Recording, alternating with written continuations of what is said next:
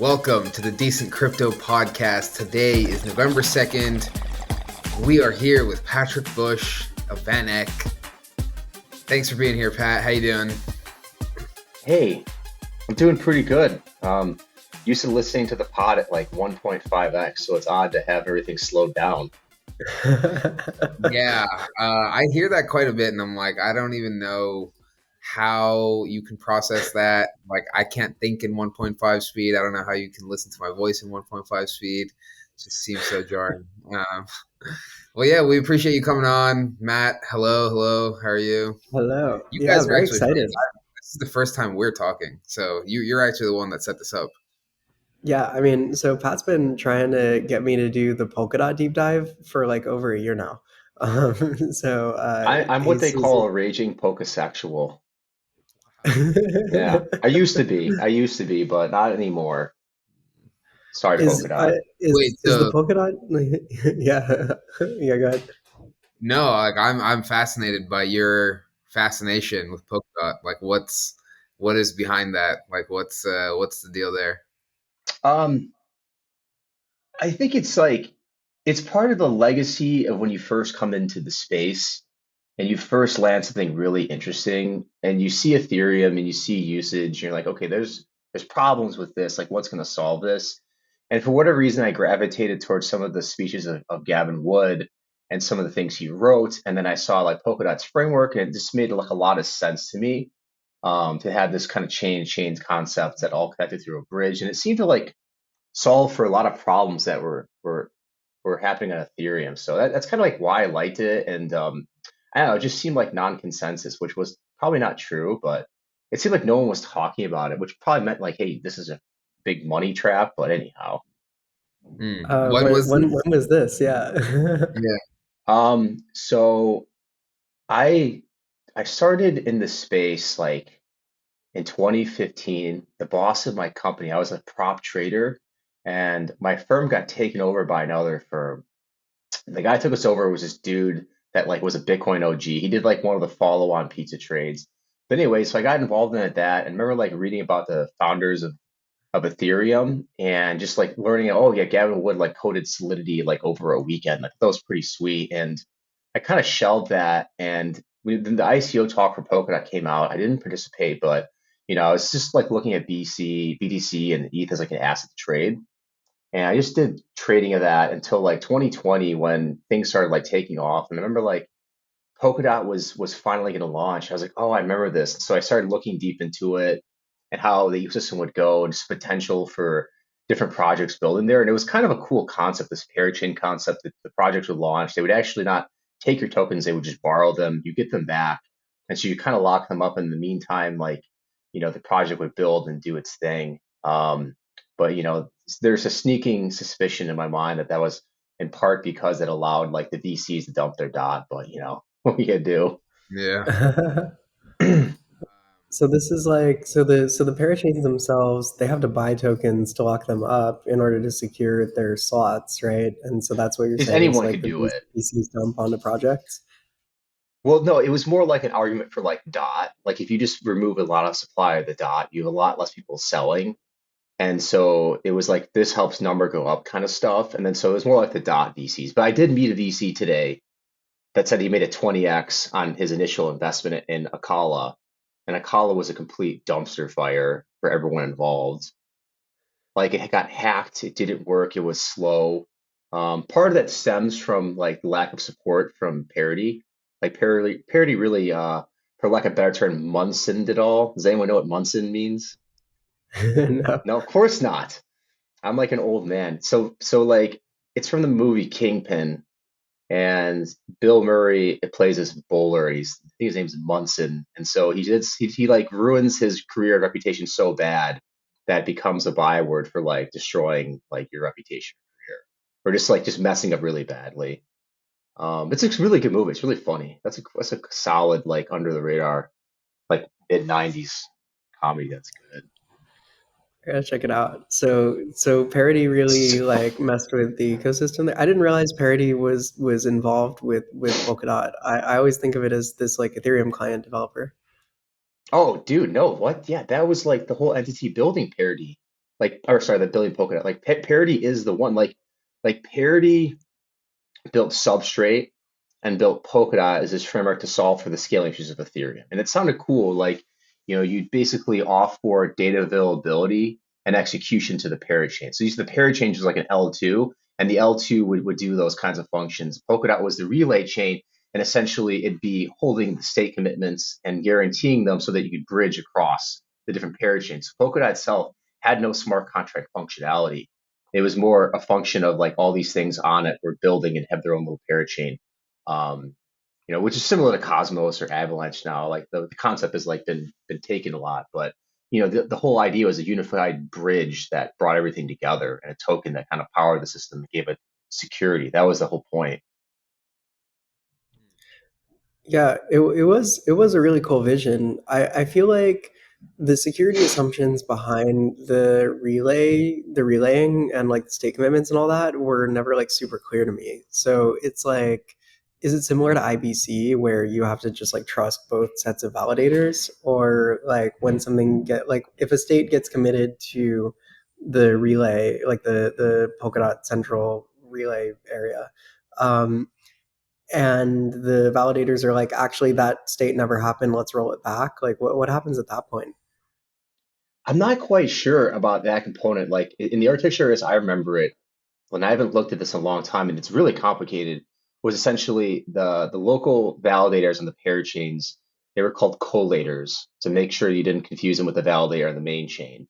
And the collators would like produce their state, and they would hold like the data on chain, and they produce like a commitment to a rotating set of Polkadot validators. And the rotating set of Polkadot validators would say, okay, like we're going to look at the state for the next like block or 3 blocks or whatever it was. And then we have like the state commitment, we have the proof, and we're going to post it to Polkadot, and we're going to have proof like the data is available essentially, right? And so from your question, I'm not sure how that would have functioned in practice. Like, because the assumption was that like Polkadot just basically had like the state updates, right? Had the changes and the functions and how it got there. But then, if you wanted to like follow that trail, you had to go and see the actual transaction data on chain, right? Um, And but so yeah, the that group, security that assumptions. rotating group of Polkadot validators is called a polka, right? Yeah, hey. Um, Um, I think it but that is. was I like, remember reading the white paper. oh, really? Or it was like a Um, but purple paper or something. It was something really but weird. but but then there was a concept of like, okay, like how do you, like to the roll up concern, like how do you prove fraud? And initially there was like an entity called a fisherman and the entire operation that was like a separate kind of like fact checker that would make sure that like, okay, the data is there and the state commitments can be proven to be correct. But then that kind of like got deprecated and became a role, I think, either the collator or the validator as time wore on. But then like when it rolled out, there was a lot of issues with cross-chain communication. You couldn't quite do it effectively. So like it's argued that Polkadot also like launched its parachains too early, not to mention too slowly, right? Hmm. That was a big problem also. How did the rollout work? It was like one group at it, like one batch at a time. Yeah, so it was again Munson extremely hard. Like going back to the framework of Polkadot, it's like okay, you have Kusama, which is their test net, and they called it their wild, crazy, sexy cousin. And Kusama was a test net that was incentivized by money, and you'd have like actual value to the token. And actually, if I recall correctly, the Polkadot holders actually got airdropped Kusama tokens as part of the Polkadot allocation. And so actually, like people like always shit on like, oh, like the test not having value, that's like really stupid. Like that's not a good way of doing it. And I don't think so. Like, because you go back to like Gurley ETH or any like the constructs of the ETH test nets, like there's always an issue with devs like not having the ability to get enough tokens, right? Some birdie told me that that's why Chainlink is able to get so many projects on board because they had like a big stack of Gurley ETH and say, hey, you want this sexy, juicy Gurley ETH? Like we can help you out, just integrate. But then like it goes back to like a resource allocation problem. It's like if you have a limited resource, which is like blockchain block space, like how do you allocate it? Well, you can ration it, you can limit it, which is what Gurley ETH or any other test nets would do, or you can make people pay for it. And so that was like Kusama was like, okay, it's gonna be test net. But then fine, that's cool. But then the problem was like projects were expected to have a Kusama launch and a Polkadot launch. So like a lot of the projects would build both. They didn't have to, but that was kind of how it went in practice. And so they would launch on Kusama, and then have a Polkadot. So Kusama started parachain auctions first, and it started them with like the first premier applications were or chains were like Moon River, Akala, and then Shiden, which is a part of a star. And so the idea was that you lock your tokens and they'd be there for 48 weeks. And so they launched this parachain auction. And they were doing like five at a time. So they were doing five, and then if you were first place in the first one, the next one would be like next week or 2 weeks after that. And so like you had this very slow rollout. I think it was in part because they wanted to be careful to make sure the chain didn't break and the security assumptions worked in practice. So you had this extremely slow rollout, and like the projects would launch, and then people get excited, and then they'd be like, okay, what else do I do on Polkadot? And it was like, well, nothing, right? And so that was like the big You issue wait a with the few launch is weeks. that yeah, you wait a few weeks and it's like, okay, like now that this auction is done, when's the next batch? Well, the next batch wouldn't be like for another month. So like theoretically, like if you think about that and extrapolate it, the whole chain wouldn't be stood up if let's say it had 100 parachain slots. That wouldn't be stood up for like a year or 2 years or whatever. And it's like, okay, if you're trying to get this burgeoning ecosystem of value, you need people there, you need people using things, you need projects. And it's like, okay, like none of these things are operational or they're really bad user experience. So it was just a really poor launch. And then Polkadot the same way. When Polkadot launched, it was the exact same experience. And then on top of it, a lot of the projects were just like forks and copies of things you already saw, like things you already saw forked and copied on like Binance Smart Chain or Tron. And so Yeah. there were some shady projects too. But that was kind of like my real disappointment. At the same time, like Parody like didn't support these teams. Like they didn't do it effectively, and they just fired. Like they had 340 people total, or whatever the number is. They're down to all devs now. It's all 200 devs. So it's a big dev operation. It's like what are they doing there? Well, they're developing the ETH client, and they're also still maintaining all the really bizarre like arcane substrate repositories. Like that's what they're doing right now. And it's like, what's their next step? And they're saying, oh, we're going to centralize this. So I don't know. It looks pretty dire, but maybe that means you buy, but I don't know. I don't think so. Interesting. Doesn't Not rot on financial advice. Polkadot. Wow. Yeah. That we got like the whole rise and fall of Polkadot in 10 Wow. minutes. Amazing. Okay, so like you have a ton of like you just have a pretty extensive background in the space. Like you've been around since 2015. Can you give us like a very quick rundown of like what you've been up to in the space? You mentioned that you were doing prop trading initially. That's kind of how you got introduced to crypto. What have you been up to since? What are you up to now? Can you give us like a quick rundown? Yeah, so I did prop trading. I traded treasury bonds, and I did it like at a couple of places in Chicago and the cottage industry of Chicago, which is besides making the best damn pizza in America, is speculating on commodities and financial assets. So I did that. And then went to like a smaller shop. And at the smaller shop, eventually, over time, I decided to start a crypto desk. And so that was just like simple stuff like, hey, we're going to do DeFi. We're just going to invest in tokens. We're going to trade, speculate. That was in like 2021 is when I convinced like the people there. I probably could have done it earlier and should have, but anyway, so we started trading. It was fine.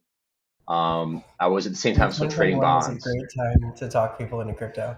That was the Yeah, best. It Yeah. was easy.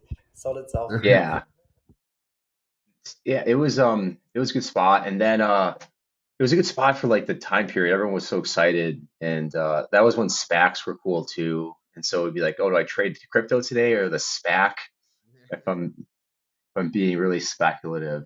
But then I was doing like another day job, and then I had gone. So I skipped a lot of stuff. I had gone to business school, and I had this business school job, and at night I was trading.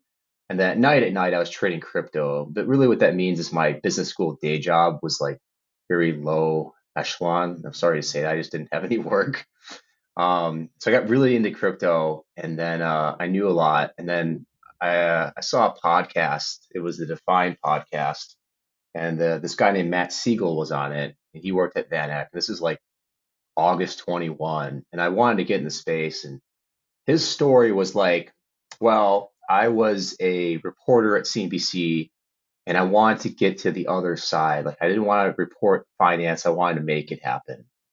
And so he actually had cold called a bunch of people to get into like eventually Kathy Wood's shop. So he eventually went to ARK Investment or whatever it's called. Wow. Yeah, yeah. He's super smart, lucid guy. And so I was like, well, if this motherfucker could do it, like, why can't I? God damn it. Right. So that was like my response internally. And so I emailed him and I was like, hey, I heard you on the podcast, blah, blah, blah. Can I compete for a job? And he said, we're not really looking to hire now, but I'll think about you in the future. And so like, typical corporate babble, double speak. It's like, well, that just means like don't, like piss off. Like don't even bother. And then surprisingly, he reached out again in December and he's like, hey, we have a spot open. Do you want to like compete? So then I wrote a piece on osmosis. And so after the piece I wrote on osmosis was like 50 pages. I even did like detailed profile on like harsh or not harsh on Dev Ohala and Sunny's backgrounds and what their personalities might be like. Wow. Oh shit. Yeah. And they were like, dude, this guy is on the spectrum or something. I don't know. We have to hire him. Um, Wait, what do you mean you did profiles on what their personalities might be like? Like you were guessing or yeah, so it was like, you typically do like a management page if you're really getting in deep investment stuff. And I also glossed over, I was a research analyst for a buy side small cap equity fund for this like kind of somewhat storied manager that was kind of like retiring. And then I was supposed to work there and the fund blew up. And so that's why I had business school. I had to like find and get like I had to scramble and get like whatever job I could find because it was during COVID. So like I have the distinguished pleasure of graduating college in 2008, wanting to go into finance, and then business school in 2020. wow, amazing. Yeah. Um, but yeah, so then I did this thing where I was just like, okay, how do I like what's this like why are these guys going to build this, like how are they going to stay? So I don't know, like who makes these things, like who knows what they're right about. So did the typical kind of equity research stuff and I was like, oh, let's just do like a profile of management. And then so like all I could infer was like their interviews or like how they discuss things. And so I was like, oh, it seems like they're open-minded, they're interested in stuff, they have like really quirky behavior patterns, like you see like Sonny likes to wear costumes, like love the guy, but yeah, he's always like, so that was kind of part of the analysis. Like, what do they like? And why would they Mm, stay here? Why would they continue to build osmosis? And that's kind of more mm, like an venture kind of thing. It's like, oh, if you get this like genius kid from Berkeley, is he going to stay building this project or is he going to go to Google or what? You know what I mean? So that was kind of like why I did that. But anyway, so I got hired by Van Eck, and then so I've been here since April 2022, and hope I stay, knock on wood, after this really controversial interview. Um, and the the whole thing has been here is I work for two private funds. One's like a hedge fund. One's kind of like I don't know, it's like a benchmarking type fund. It's not benchmarking, but it's like we're trying to match a benchmark as if you would like, small cap equities or large cap equities. And that kind of focuses on infrastructure and tooling kind of tokens. The hedge fund is no liquid token that does anything, goes anywhere. And so the idea is just to like, pick tokens that would maybe go up and then try to inform the broader investment community like why we think this is interesting. So like we did like a evaluation framework in Ethereum in April, and it originally won an Atom in fall 2022. And so like the framework was like it's just kind of like establishing this benchmark. Like, how do you value these things? What are you supposed to do? Like, how do you project revenue? Like, how do you estimate that? And so, the exercise we worked through was like, okay, these are the logical end markets where crypto might have a presence or take some portion of revenue for whatever reason. And then we say, what's the take rate of that revenue? Like, and then how does that accrue back to the protocol? And then build like kind of a DCF off of that. And so that's kind of like, like it's pie in the sky math. It's not meant to be like, this is the price we think it's going to be. It's more like, well, this is interesting. And here's what the potential is. And so it's like almost like, like a VC type asset where it's zero or a lot based upon what happens. But you don't know. And so like part of the reports I write, it's like, it's really key to understand like there's not a probability in there. So you don't know what the base case means from our probabilistic estimate. So it's like we can't put that in there, and we don't know. But like when you value those things and you build out an EV, you do maybe a blend of those. And so anyway, so at VanEck, been writing these research reports that get public and get VanEck's name in the news, helping work through like our presence in the front. We have a really good Twitter personality now. That's not me. It's someone I know, and it's a good secret, and it's fun. And just trying to help like the management team here understand as well. Luckily, we have like the best CEO in the business, Jan Van Eck. He's usually like I've worked with a lot of smart people. He is very smart. He's up there, and he's like open-minded, and he's just like very friendly. He's a very chill aristocrat. And so that's what we're doing here. So our purpose is like, we're an investment entity and we want to manage people's money and make a cut off of that. And that's what we do. And so like crypto's a new asset class. Jan and Van Eck were huge gold investors. We still are. I think like 60% of our assets or some high number like that is gold or gold related to gold. And so when 17 happened and Bitcoin really started taking off, Jan's like, well, this is something that could really disrupt gold. Like we have to have this. Like this is very important, right? Like that's a core business that you'd lose. And so that's why Jan got interested in the space and just like being like an open-minded guy, like he really pushed into it. Hmm. And So so is that interesting. really what you're focused on right now at VanEck is kind of more on the research side? Are you still involved in, you mentioned there's like, on the hedge fund side, like on the more on the trading side at all? Or kind of is this like your key focus? No, I'm all research. I don't do any of the trading. That's a separate position. And like to be honest, to all the kids out there who are thinking trading sick and dope and whatever, like you don't want to work at an entity like this as a trader for the most part because you don't get to you don't get to take the risk yourself for the most part. Like if you want to do like trading, you got to find like a prop shop or like a bucket shop because then you get to like do whatever you want basically.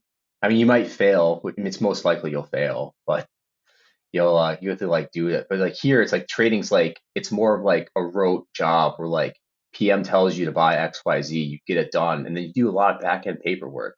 So luckily, I'm doing like the research side. I get to like go to like like Telegram groups or Twitter and look up what people are talking about and see all the interesting butt jokes that people have in the day. Hmm. So real quick for the listeners that might not know, like, can you explain why, like, the style of trading that Van Eck does? Like, if you're a trader there, right? Like, somebody's calling the shots there, somebody's actually making the trading decisions. But like, what is a trader at Van Eck going to be doing versus like a prop shop, or like, what is that versus like a bucket shop? And then like, why are those so likely to fail? Oh, the old timey bucket shops. Bucket shops, dude, like, I mean, I don't know. That's really cool you mentioned that. It's like a term that comes out of like Jeffy's Livermore and probably the best book on trading, which is Reminiscences of a Stock Operator. And it's about this guy who grew up in like the financial crises of the late 19th and early 20th century. And he just like was a random dude that figured out how to trade. He'd like watch ticker tape and he watched people like marking on the chalkboard and he'd follow the prices and he kind of figure out, okay, this is how it's being manipulated or this is what the market thinks. And anyway, so back then, like you didn't have a broker as much unless you're like, super rich and you had like unless you had like one of those canes with like a big golden duck on it and you can like rap people on the head that you walk by.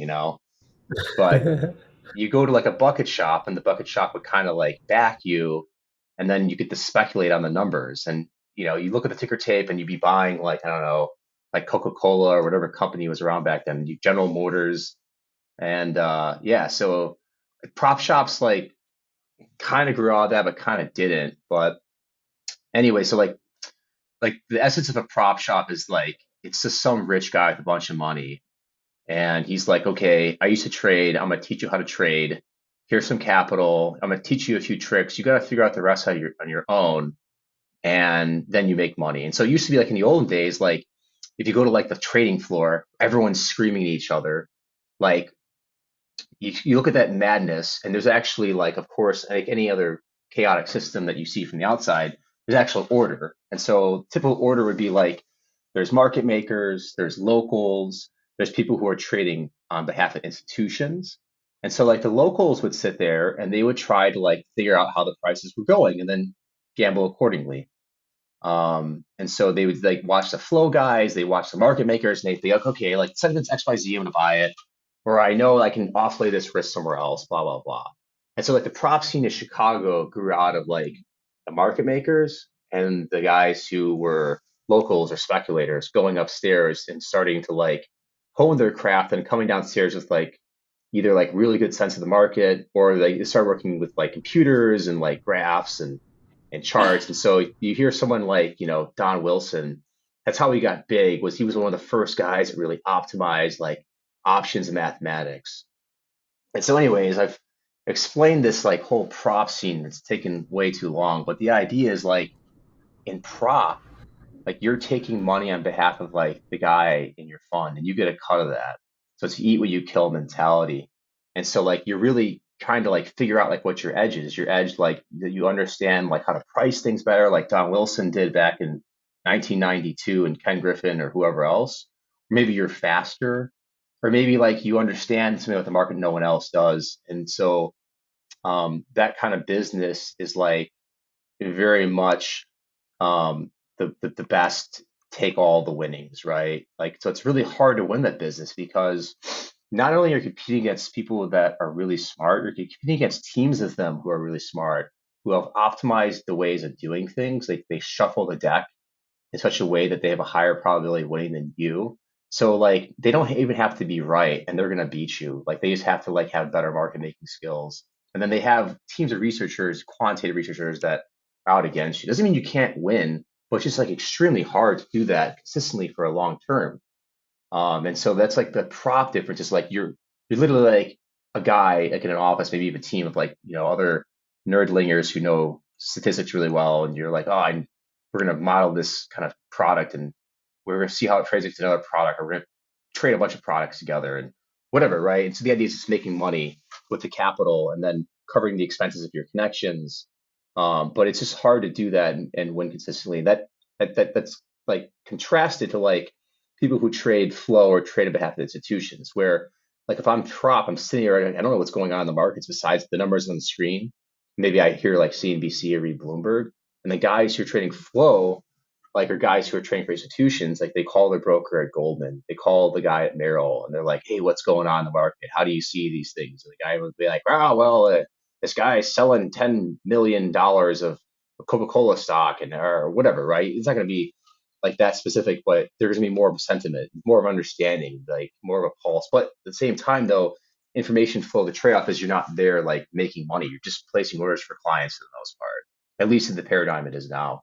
So that's a huge difference. So like from like what you do, like how you get up, like in flow, you're just kind of like, okay, I'll have some trade ideas and I'll kind of like execute those and tell my clients that, and hopefully the clients go through me because I'm better at trading than other people. But in prop, it's like you have to win. You have to be one making money. With like the other side, it's like, oh well, the client, he places his orders. It's his job to figure it out. So like at Van Eck, the guy who's the trader here, like he's just told by the PM like what to do, and maybe he does it a little better than someone else. Like maybe he optimizes his buy algorithm or how he buys in the market. So it's a different skill set, and it's a little bit harder to differentiate when you're just like a buy side guy. And of course, compensation is much lower, and then you might last longer, but it's more like a rote job. Yeah, I mean, so traders at, the hedge funds that I've generally worked at, they were much more like, you could almost call it like operational excellence, right? So it's not so much like when we think about crypto trading, it's like I take a position one side or another on a given asset, right? And it's like it's my decision making when to get in and out. Uh, in the more institutional space, trading is much more focused on the actual like market execution of the orders. And so I don't know if that's like similar to what you're saying, Pat, or Yeah, I just took like a really long way of saying that. yeah, and it's so the people that I work with that were traders tended to be pretty like pretty deep on like C++ and Rust and like really heavily optimizing their algos, like not just to like, respond to the market accurately, but to do it like faster than the previous iteration of whatever code base they're working on. Yeah, So yeah. it's like huge amounts of engineering going into these things. But when it comes to like the fun part, which is picking which tokens might go up or down, is that something that you wind up doing in your role, or is it like a combination of you working with the PM? Like how do you guys make decisions? So yeah, it's usually like there's usually like two starting points. Like one, it's like I have an idea. I think this is interesting. I'm gonna research it more. And then the other part might be like the PM, where he's like, okay, like I want to know about this topic. Like, do we want to buy or sell based upon this? Right? Like a token or whatever. And so that's kind of like how it starts. And so I'll work through the process. Like usually, you work through like how the thing works, how a token works, like why it might go up. It's like a huge information research project, trying to figure all that out. And then like working through that and getting like the so what out of it. And the so what could be like, well, the market thinks this and we think this for this reason and that reason. So it's like, writing like an essay essentially, but much more concise and geared towards like investment stuff. And so that's how the decision making comes. So then, usually the process might be, okay, I have this idea, here's how it works, or the PM has this idea, let's work through this. And then we get together as a group and discuss it. And it's a really rigorous debate where people come in prepared with an idea, like they get the deck earlier, they research it themselves, and they say, okay, I agree with this or don't agree with this. And then they just hammer you. Like you're just getting picked apart, where there's like, this is stupid, I don't agree with this. Why do you think this way? You have to defend yourself. And that's like how typically a process like that works. It's like open debate. It's trying to distill the essence of why you want to do it, and if it's right or wrong, through just like rigorous discourse. Have you ever had like a trade idea in the crypto space just get like absolutely destroyed? Like Um, when you put it up for like review? not so far in our place. I've been pretty careful. Um, like I'm trying to think, like here, I don't know if I can talk about what the bad things we've done. Probably There's not. things that like, yeah, we can't talk about those, but in my personal account, I've definitely like done idiotic things that weren't well thought out. Like, I've bought tokens that were going up because there was a conference going on, or had some like, Wait, what? That's the right thing to do, right? well, if you hold it after it starts selling off and dumping, then that's not the right thing to do. Like the biggest one that I can talk about, because we don't have a position in the phone, is Polkadot and Kusama. Like I was very levered and tilted to that ecosystem and had a ton of PA in it. And to be fair, like most of that PA grew a lot bigger because I had like one good one work out, but then all got just like demolished, just completely like wrecked. And so that was bad because like what the problem was like going back to like the fundamentals of trading. Like people disagree with this, but the way I view it is you have to come up with a thesis and you have to understand what you're looking at, and you have to like make a commitment to like when you're gonna take it off and for what reasons. And that might be because you're down too much money or the thesis is wrong, but there's some like breaking point where you just give it up, right? You have to have that and you can't change it. Like maybe some people can, but I found in general, like if you start changing things on the fly, it starts to like gum up the process internally, because once you're in the mix, like you're down money and you're trading, which is typically when you say, oh no, I'll just, change my thesis. That's when you can't think clearly. That's when like you start getting like upset or mentally like unable to like really cut through the BS. Like you become wedded to a position. So like the worst times I've had trading in crypto and outside of it was just when like you just start justifying the position for other reasons than you had initially. And realistically, like it's a game where like you're gonna have 1,000 at bats, and you want to make sure that at bats you have that aren't good, you get out really quickly, because it's like, okay, this one didn't work out. Maybe I lost like a month's worth of like P&L, right? But I've had times where I lost 6 months of P&L because I didn't like get out. And you guys say, wait, Patrick, if you did something that stupid, how did you trade still? Well, I was able to come back from it and I was able to like figure out like why I was wrong and trade my way to the next thing. But the idea is that, you come in and you have to have like an exit point. You have to have an invalidation point for an investment, for whatever. And the biggest problem I had with Polkadot was that I'd let it continue to run against me and just like hoping it would get better or ignoring it. And it didn't really work out. And so like again, like one of the things people do to help have an invalidation point is they have like a value at risk and they take that and they apply it and say, okay, what's the most money that you should be down before you puke, right? And so maybe you might add like a time component, like how quickly that happens, because maybe the thing's mean reverting. If it goes down quickly, it comes back quickly. But the idea is that like you got to come in with this plan and you got to stick to it. And that might be just like an arbitrary P&L point, right? But that's kind of like how it's gone really awry for me. And anyone else that I've traded with, like that's kind of like what I've seen too. Hmm. I think I see that a lot as well, where people get in and they might have a great trade, but they just have no exit plan. I mean, I've been a victim of that many times as well. Um, yeah, it's funny that usually the trades that end up going right at first end up losing you the most money because you're like, wait, I was right. I can't lose money on this trade. Um, Yeah. but let's talk about a token with a conference going on that's pumping that you just wrote a report about, Solana. So obviously, this made a lot of headlines. A lot of people. I just keep seeing this headline of, Van Eck says Solana could hit 3K by 2030. That's obviously going to be the headline of this podcast. Um, You gotta have the facial expressions where you're like, yeah, oh yeah, for sure. In fact, I'm going to screen grab that exact face you just yeah. made. You got it's actually you could also do like the old cuck face where like they're pointing. Oh yeah, yeah, yeah. Well, thank you. Now that's gonna be our. We Yeah. have titles for the rest of eternity now. It's just gonna be you as our I avatar. hope not. Boy.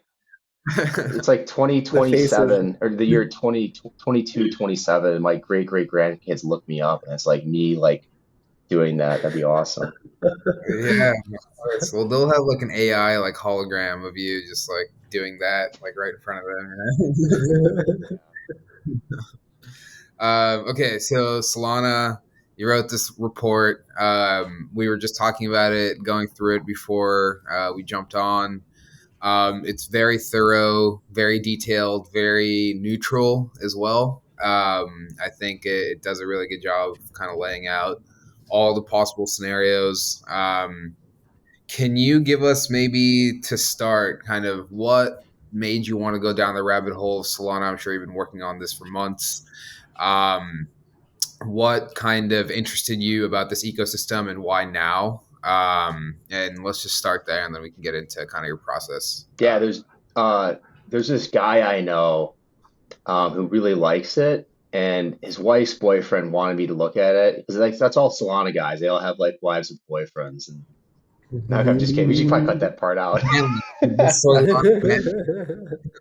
I had to say that, dude. That was like the joke I thought of for a long time. But okay, we'll start over again. So the reason I got interested in Solana was just like kind of going back to basics, where it's like, what are we doing here? Like, why do we have these blockchain things? Like, what is going on? And that becomes like because I was doing like a deep dive on data availability and kind of ETH's future roadmap, and it just like became somewhat convoluted from the original message to me. And like it's this whole change of business and it's this whole change of profitability. And it's like a really different paradigm than when initially the theory came out to be. Like it's more like a polka dot now. And it's more something that's really distinct and that there really is nothing else. And there can probably only be one winner take all in that.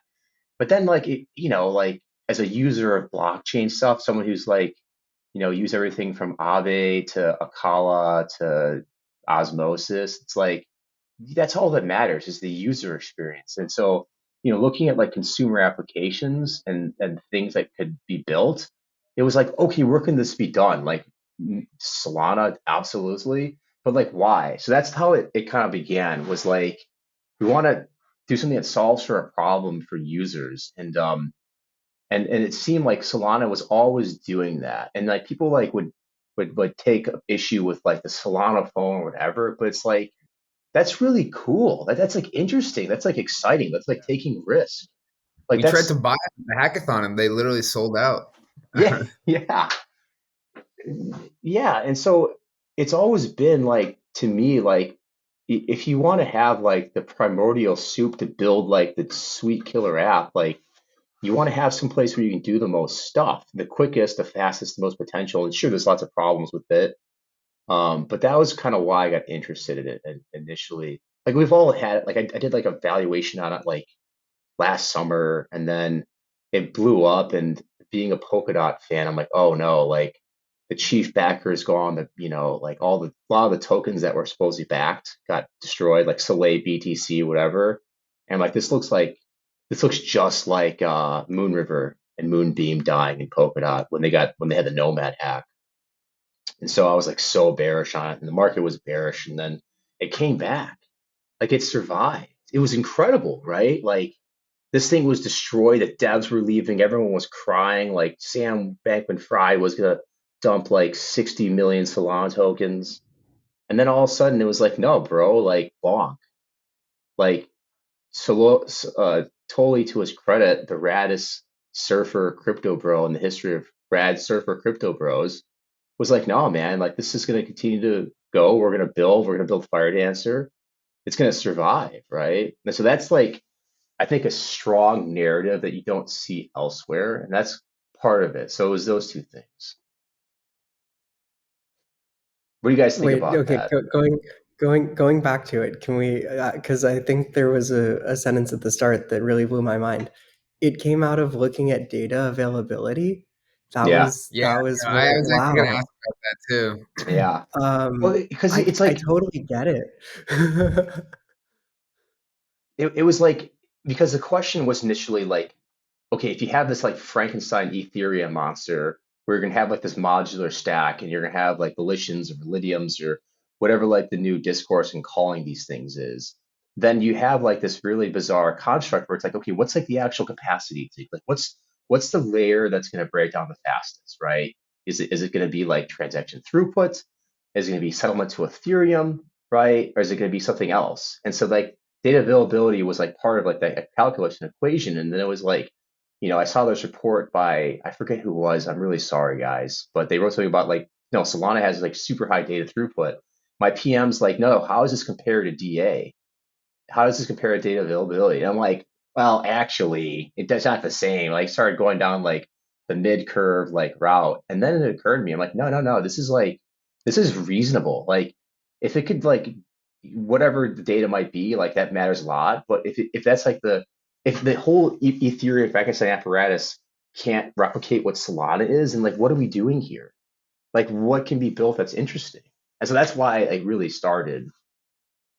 So can you actually, let's go in on this a little bit more. Like, what exactly are the limitations there? Like, are you talking specifically about the fact that every L2 like has a different solution for data availability specifically, or like the fact that there's like things like Celestia now that like are basically their own kind of network specifically for data availability, and like Solana is kind of putting all of this data directly on chain, Yeah, and like it's like a core difference? Yeah, yeah. it's a huge core difference, because because I was looking at like Celestia, and I talked with one of the founders of Avail, and like just discussing like what's a data availability problem, what are the different solution sets. So you have this structure of encoding it and then sampling it, right? You have this like understanding, like here's the data, it's guaranteed to come from the L2. So how do you keep it? How do you make sure it's there? How do you make sure none of the data is withheld? That's like the core problem. And then how do you make sure people are able to access it?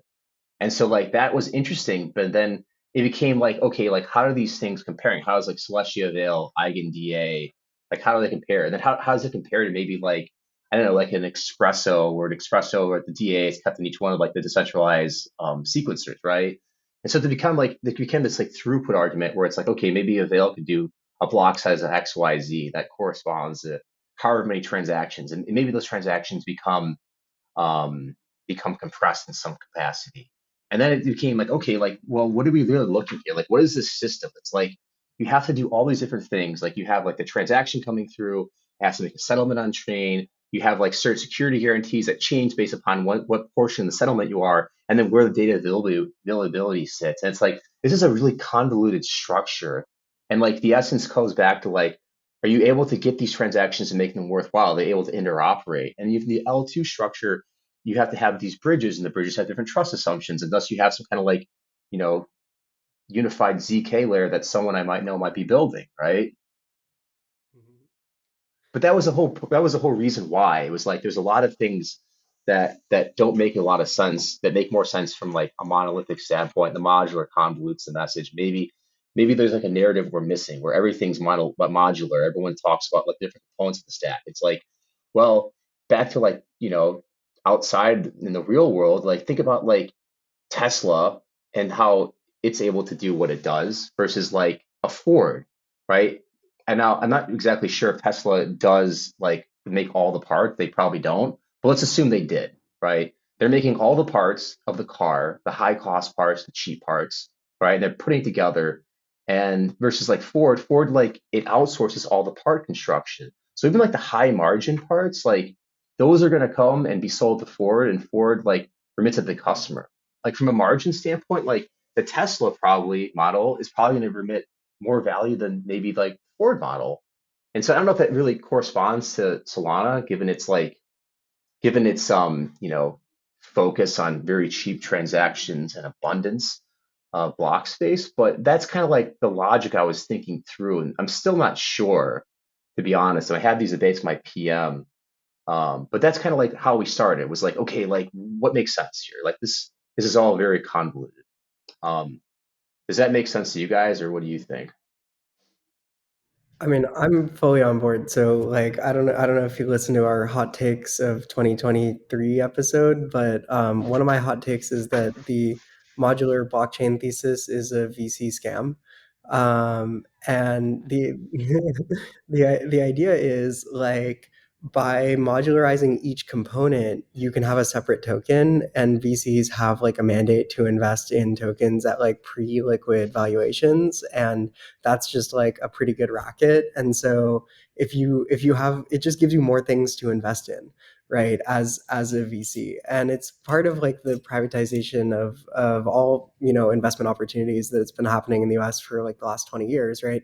But you know how like private equity is like some massive portion of the like aggregate investment market relative to where it Yeah, was and 20, now 30 private years equity ago. is like buying like 10-person HVAC operations in Des Moines. Don't It's get the me same wrong, thing as dude. the Those guys are making more privatization of money the than we are. Oh, for sure. data. Yeah. Well, nobody's Wait, making you money. guys are making money? Uh, but like, it's the same thing. It's the privatization of each layer of a blockchain, and or of each component of a blockchain. It gives VCs more investment opportunities, and I've always felt that like the value add of providing short term data presence, like that isn't permanent, isn't like stored on chain. I just feel like the value that you're adding there is so much lower that like you shouldn't get compensated that much for it relative to like permanent on-chain data storage. And you could obviously Definitely. look at Filecoin and say, well, you're not getting paid that much for that either. But like to me, there's always been something super important and almost like spiritual about writing data to the Bitcoin blockchain, and it lasts forever, right? And like that permanence is what you're paying for, and it's what you're being rewarded for. Or right, well, Bitcoin has this weird thing where like miners don't really have to be full nodes, but whatever. To me, the modular blockchain thesis, it just breaks down all of these things that made it special, and then yeah, you wind up solving problems to get around your problems. It's a little bit like That's exactly right. That's how I feel too. It's like one of the Einstein paradox of blockchain, where you solve this problem to the next problem. But the Einstein paradox is the more you know, the less you know, blah blah blah.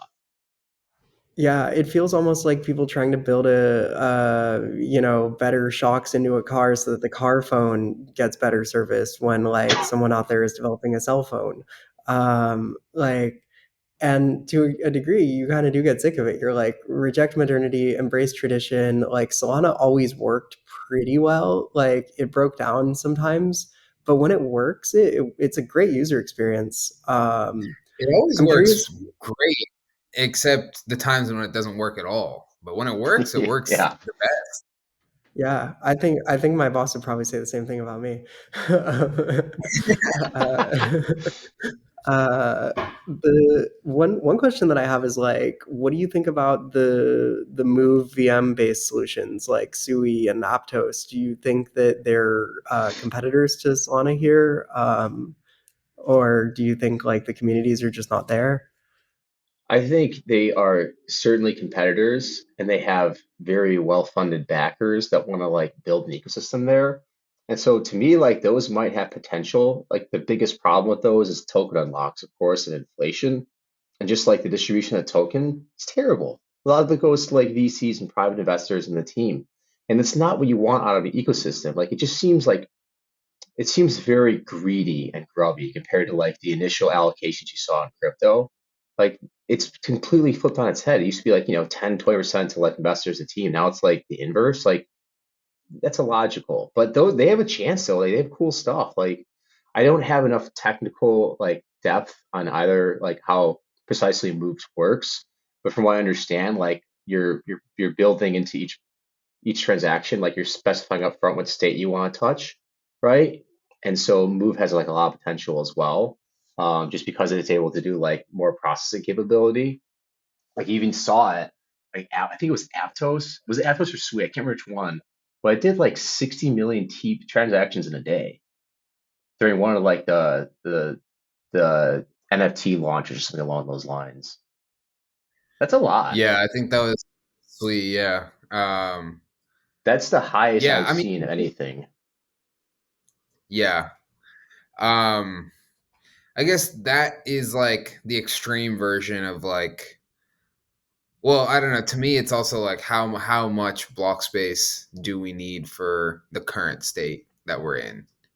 Where 60 No, million it transactions, they like what is that block space filled with on something like Sui, right? Yeah, even Solana has that problem. Like you see it has like 300, 300, 400, 500 TPS, and like most of that is people trying to take advantage of the way like Solana's architecture works. And so, as I understand it, I've talked to some of the people at like Umbra Research and Jito, and the essence is like it has like three pipelines that process transactions in parallel. And so and the initial ingestion portion, like there's no real separation about what those things are trying to do. And so when you bombard transactions, like you're trying to like hit one of those those three ingestion points in order to get access to the state right you want. So that just means you're basically like spamming transactions to the network because you think one's going to slip through. And you get like the arb or the background or whatever. And then people are doing that probabilistically based upon like where the node is located, where they're located, where the RPC endpoint is, what they're trying to do.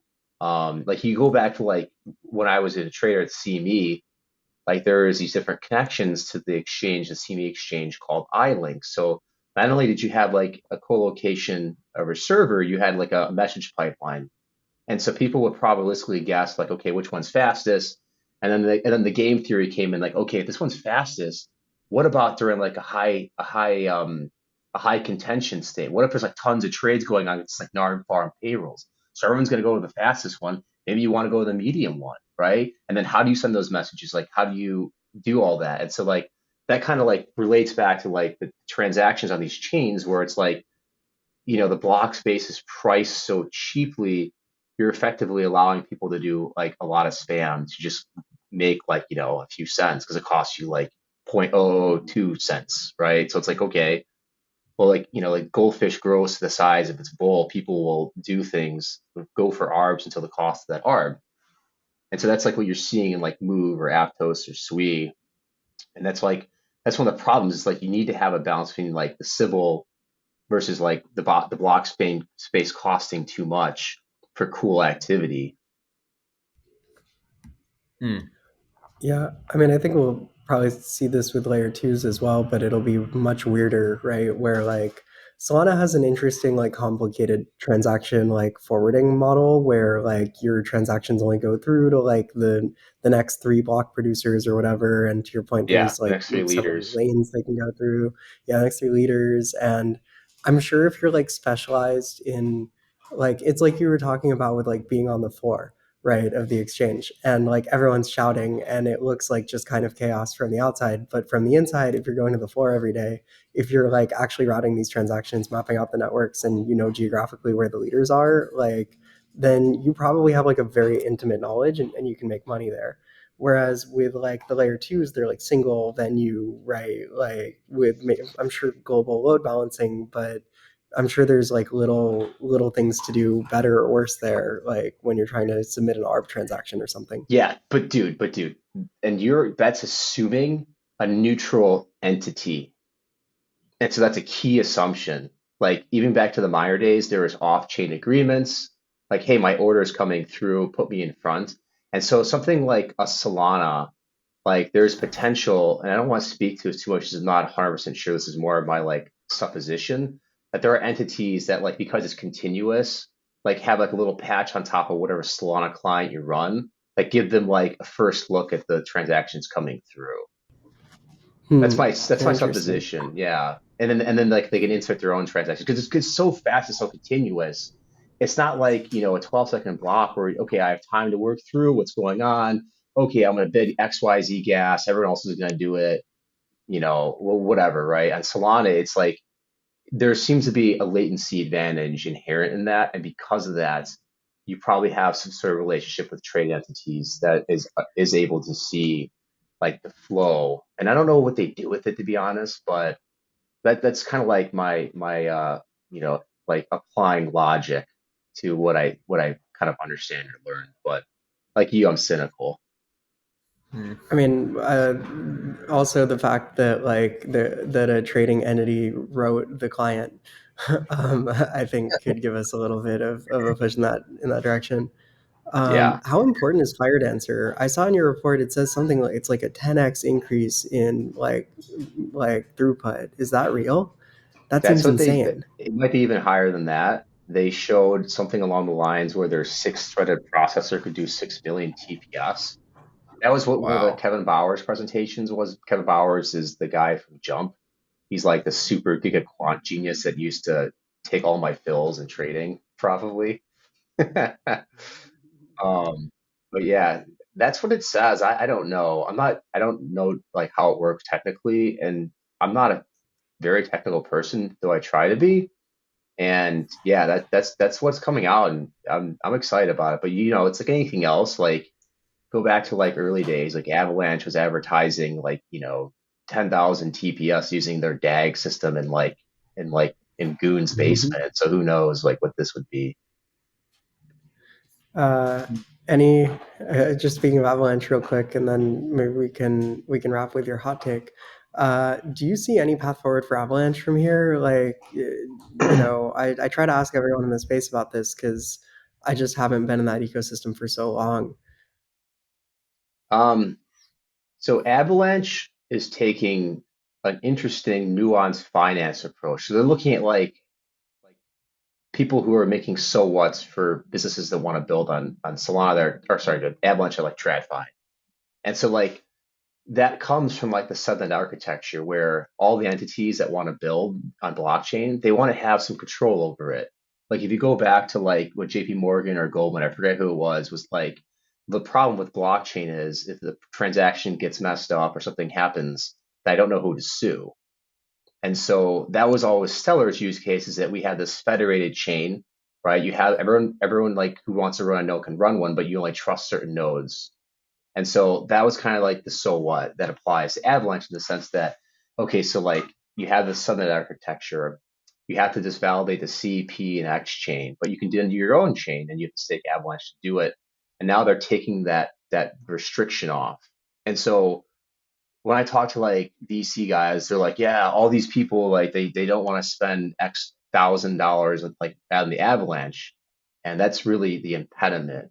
But that's not really true. What the impediment was for a lot of TradFi entities, they want to build on like a chain. They don't want to hold a token. They can't hold a token. Like who holds it, right? How does that work legally?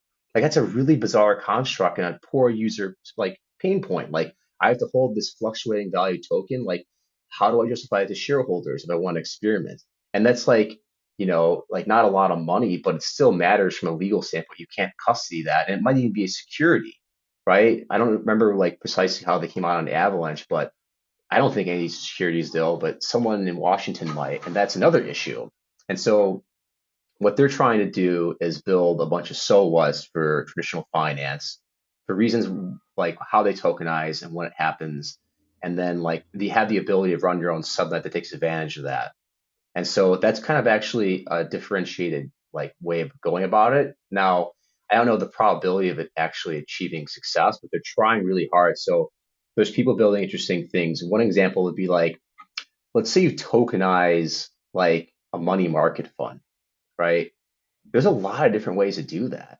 Like you could do it like a dozen different ways, and none of them all could be able to interoperate with each other. So like say like I'm like super dope hedge fund trader and I want to trade like these 10 money market funds are all different on chain. Well, they might be encoded in different kind of smart contract standards. They might have a different token standard. They might have a different way of like remitting value of that asset on chain, right? And so from like a back end standpoint, like how do you reconcile that? Like, okay, I have like part of this and part of that and part of this. Like, yeah, okay. Like us as like users, we see the money on chain, but from someone else, like from an entity that needs to like, calculate P&L, they need to understand all those components.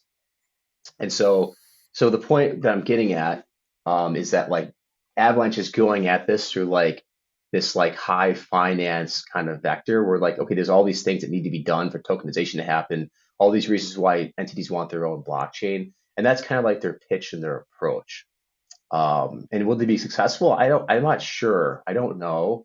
And how does that compare to other things? Like it's definitely not as favorable to, particularly for like the token because then it's like, why do you need the Avalanche token in this? Like, why do you need AVAX? Like, I don't know. Hmm. Like, I remember arguing with like someone there, and I was like, look, like your subnet architecture doesn't make sense because you only need like you basically for each subnet you needed 2,000 per validator, 8 validators minimum was kind of like what the understood standard was. You could have done less, but so that's like 16,000. It's like, okay, well, whatever the floating token supply was, it was substantially lower than that. You need like tens of thousands of that to be a logical sync. And if no one's using C chain and paying for transaction fees, like why do you need the token?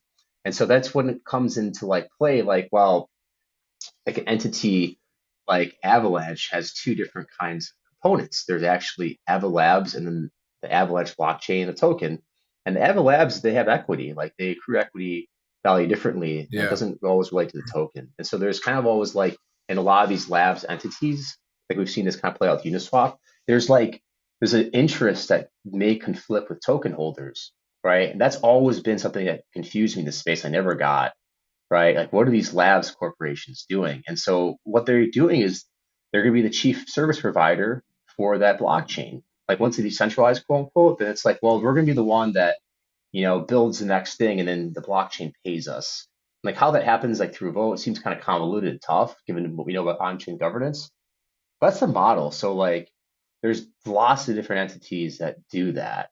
I don't want to say them all, but that's like very common. Like probably even Parity was like that. Parity was like, hey, we got Polkadot. Okay, like token's sweet. We own Polkadot, but hey, you know what?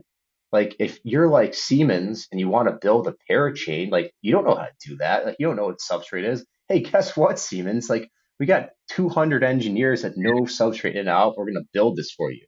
You control the validator Hmm. set, make it do what you want to do. That so like that's like always the issue with these entities, these labs with these tokens.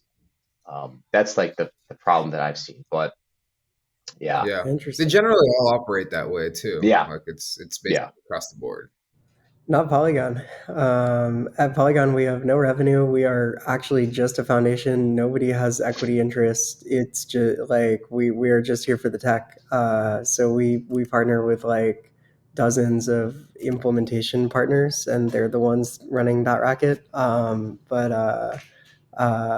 Yeah, I mean, it seems like from an investor standpoint, like an easier pitch to make in a pitch deck to VCs that like, hey, we're also going to have this like equity entity, and it will have like revenue streams from like running, software building.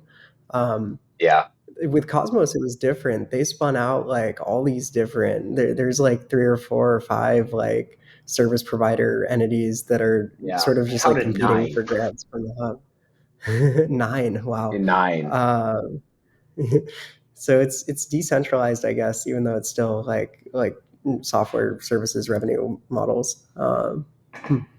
Yeah, well, it's like the Tendermint thing is like a little bit different because like Tendermint, the entity, like ran by Jay Quan. Everyone just didn't like that guy. Like people have a lot of negative opinions on that man for some reason. He seemed perfectly reasonable, given his. I don't want to say anything Got a negative, lot but of anyway, hot just, takes. yeah, no hot take. No, I don't want to say negative. Everyone's already gonna hate me for shitting on Ethereum. But yeah, no, the entity like broke apart and like you have like Zucky, you have like Jack Zampolin, you have Ethan Buckman, and they're all like kind of building their own kind of little projects. Like Buckman has like, as I think he has the ICF, if I'm correct, and so they're all kind of like have different roles and how they're helping people develop Cosmos changes in Cosmos SDK, or how they're like building things for the hub, right? Yeah, it's pretty interesting. Uh, it's just a completely different land, Cosmos. Yeah. Uh, so we like to Yeah. ask. I mean, we like to ask each of our guests for a hot take. And I pinged you, I don't know, like 7 minutes. So we did a better job this time. I pinged you 7 minutes before the episode asking for a hot take. Last time we just sprung it on Jack at the end of the episode. Um, do you have any hot takes? I mean, you've dropped some for sure. My first hot take is Almond Joy is the best Halloween candy. Wow. Oh, Supremely interesting. hot take. Wasn't expecting this one. Yeah. Not a What do you Mounds guys think? fan. I'm not an almond joy guy. Although I'm an I got almond into almonds, voyeur. you are. I got into almonds themselves like past the point of when I was going trick or treating. So maybe I'll like them now, and I haven't had one since ever. So maybe I will like them now. I don't know. Yeah, well, if your life uh, reminds you of watching paint dry, there's crispy almond getaway. That's Almond Joy. Okay, what's the next hot take? Um, well, I think we're into controversy, and because of that, I want to stir the pot. I don't I have a lot of problems with Chainlink and Chainlink's model. And I've told people a lot of this in private, and I think the the point at which it all comes together is its business model is based upon trust. It's trust that they have data, that the data is valuable, and that the token accrues value from this data. And I think in each component, like those things are not necessarily true. I don't think that you can trust where the data comes from because you don't know the source. You don't understand the latency of the data. So I don't think the data has value. And so going back to like trading, like think about like data feeds. The CME makes like I think it was like 1/6 of this revenue on data feeds. And so I was like, what do you need a data feed for? What does data feed do? Well, data feed exists so you can build financial products or you can trade off of it. And so depending upon your use case, that level of data has different values. And accordingly, CME charges higher value for higher or lower latency data, right? So if you have like a ticker on your ETF, it's going to be a bit lower cost than if I'm like a high frequency person trying to squeeze like, half a basis point out of like a 30-year cash bond. And so that value proposition comes from like, one, the data, but two, also like how fast you get it and like how sensitive it is at time. And I think with respect to Chainlink has this usage for like, the very high latency things. Like, yeah, it makes sense. Like you want to have your DeFi pools have data and prices, but the most valuable component of that, like the overarching most valuable component of that is like being able to trade off that data. And I think that in the sense by the time that data gets to chain, there's parties that already have known that data and acted on it, and those parties may or may not be in concert with some of the chain link oracles. Like you don't understand like how those OCAs exist there. And from the standpoint of like a trader, like I can make a market, I'll take the market, I'll know I took the market before everyone else in the market knows, and I will be able to act on chain accordingly. So then going back to like the value of that data, like I think the value of data is quite low. Like because you don't know where it's from, it's not very sensitive, and it's not all that useful. And I don't see what someone else can like, change that, or sorry, can replicate that. The other component is that essentially the their component is that the token itself like doesn't really like have much value right now, and like that's so important. Like okay, so they're gonna like you're gonna stake the token, and eventually the token feeds will give you portions of the revenue, but then you have this trust model that you're building that the Chainlink token needs to back these validators. And so if that trust model breaks, like, okay, then that token's worthless. And then compare that to like an ETH or some other kind of model where you don't have a token backing that, or a token that like doesn't relate directly to the value, then like you probably want to trust that more because there's not the incentives to cheat as much. And if it breaks down, it's not going to blow the whole system up in the same way. And so that's kind of like my two problem vectors with Chainlink. So I think it's like, and it's like, no one solved the Oracle problem too. That's kind of like my hot take. Wait, Nice. so when I you like it.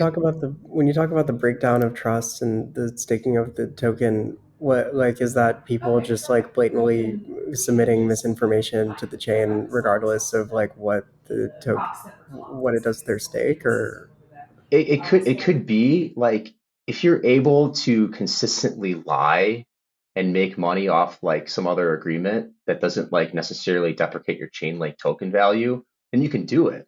That's kind of like it's kind of like salami tacticking, like a salami attacking like Chainlink's Oracle network just through maybe having a little bit of like a slower price feed coming on chain, or maybe it's like you report the price a little differently. Now, of course, like Chainlink as a model, we're like, okay, we come together and we decide this, but what if you control like a big portion of the model? Like that's the other part of the problem. But also like, what if you're able to subtly influence it? And that's like the issue that I also have. So I think there's just like a lot of holes in the design for it to actually emit value. And then like, if you run an extrapolation of how much TVS it has today, like it was something like it was 16 billion, and when we extrapolated to like 1 trillion, like we couldn't get if we extrapolate its current like take rate on like how much revenue goes through data feeds that goes through all the other products they have. If you brought to like a trillion TVS, and that number was something like 1 or 2 trillion. I think it was closer to one. But it's like that's a lot, right? That's awesome. Everyone in the Link community like would be posting frog memes, like sitting in like comfy chairs, like sipping cocoa. But like from a valuation standpoint, if you have an $11 billion fully diluted valuation, that's an 11x revenue multiple. That's not a great framework for an exit. That's not like a great terminal value. And so people will be like, oh, well, there's CCIP and there's all these other businesses, but you still go back to their trust model. The trust model rests upon their Oracle network, which is a federated network right now. People have to be approved to be in there, and the token backing that.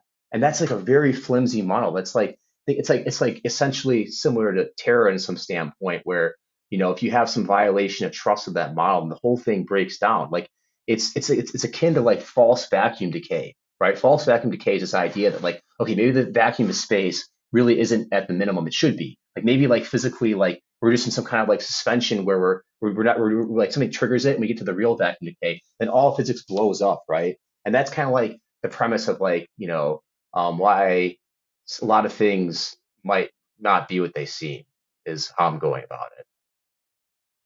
wow, Does that make interesting. sense? Did I just like make some kind of nonsensical argument?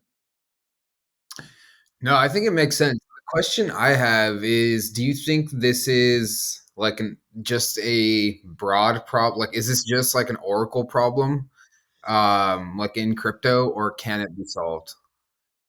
Um, I don't know. Um, Potentially, like it would seem like like the problem with Chainlink is that data has to compete in the gas auction too. Like the data is going to a mempool and you get to see what that Yeah. is. And so like it would Mm. make more sense if the validators themselves like were able to get that and like put it either top of the block or like had some way of agreeing upon that data rather than having an outside entity. Because again, like from a trust model standpoint, you're trusting like, Chainlink's network of nodes and this token value. And for something like a price feed, like maybe you want a higher value of trust on that. I don't know. Yeah, I mean, Terra did this, right? And I think like it's easy to hate on Terra for all sorts of reasons, but I thought it was like genuinely like innovative having the set of Oracle transactions at the start of the block so that it knows what the price of Luna in denominated in USD is, right? Um, that was really cool, and that's unfortunately the exact kind of thing that I feel like Solana sacrifices relative to the modular blockchain stuff is like the ability to innovate on the use cases for block space in a more customizable way. But maybe the Solana transactions are just so cheap that it doesn't matter, and we really should be looking at it as more of a stream than a like block by block like chain. Yeah, and like to the Um, point where like the chain like Oracle prices and had their issues in the past, like if I recall correctly, in 2020, like there was a lot of discussion that Chainlink Oracle prices didn't arrive on time when there was going to be a large liquidation in Maker, and because they didn't, that liquidation never happened. Yeah. Yeah. Yeah. I remember this as well. And so it's just like this Um, odd trust model that I don't know. Can Oracle problem be solved? Is something I don't know. And is Chainlink the best solution right now? It probably is. Like, let's be real. Like, but I don't like it like long term. So that is a hot take. wow, very hot. Amazing. Yeah. I love that. Well, yeah, Matt, you got anything else? This is great. I learned a lot. Yeah, yeah, me too. Polka dot season is almost back. This is what I learned. Mm. Run it back. uh, yeah. Well, yeah, Patrick, thank you for coming on. This was a pleasure. Got to pick your brain. Got to learn a lot. We'll have to have you back on in like a year or so to see how everything is held up and what other reports you're working on, and dig in again. Yeah, hopefully we're all here in a year from now. Then I'm not on like the Garbage Man podcast talking about new innovations and taking out the trash. I mean, they're eating better than us right now.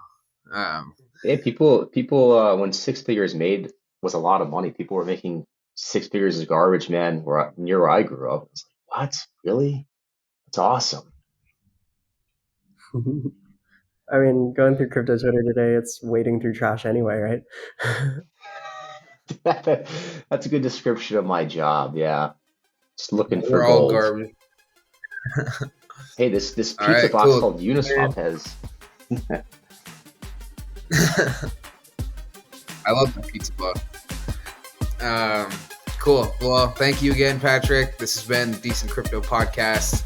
We'll be back in a few days to cover everything that happened this week. Till next time, stay decent.